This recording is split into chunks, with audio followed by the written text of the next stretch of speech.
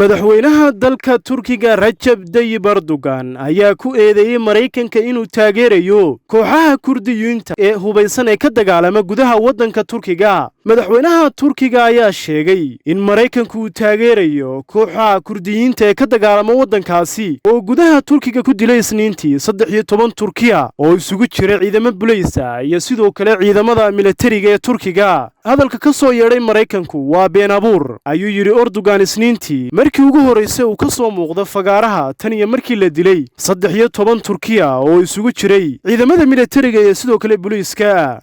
isagoo hadalkiisa sii wata wuxuu yiri waxaa tiri ma taageerin argagixisada marka xaqiiqdii aad tahay dhinacooda iyo gadaashooda. Erdogan ayaa hadalladan ka yiri telefishin laga leeyahay waddanka Turkiga isagoo dhaleeceeyay bayaanka wasaaradda arrimaha dibadda ee Mareykanku ay soo saartay kaasoo lagu sheegay inaanay waxba ka jirin 13 Turkiga ee dowladda Turkigu ay sheegtay inay dileen ciidamada Kurdiyiinta ee ka dagaalama waddankaasi. Turkiga ayaa bishan bilaabay howlgal militari oo ka dhana xarumaha sharci darrada ah ee Kurdistan Workers Party loo yaqaano ee waqooyiga Ciraaq. ugu yaraan 48 xubnood oo ka tirsan kooxda hubaysan ee Kurdiyiinta ayaa sidoo kale lagu dilay intii uu socday howlgalka sida uu sheegay wasiirka difaaca ee dalka Turkiga. PKK oo ay ku tilmaamaan Turkidu koox argagixisa. Mareykanka iyo xulafada kale ee reer galbeedka ayaa waday kacdoon hubaysan oo ka dhana dowladda Turkiga tan iyo 1984 oo la rumaysan yahay inay ku dhinteen 10,000 oo qof.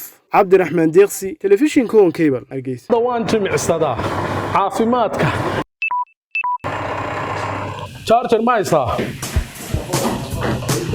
Xaajo tiyarad iskuulkii madgeysay. Hay.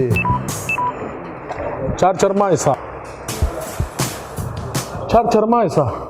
Ma haysaa charger? عزومتي بنشوف عزومتي سوق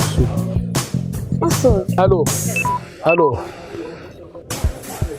تشارجر مايسان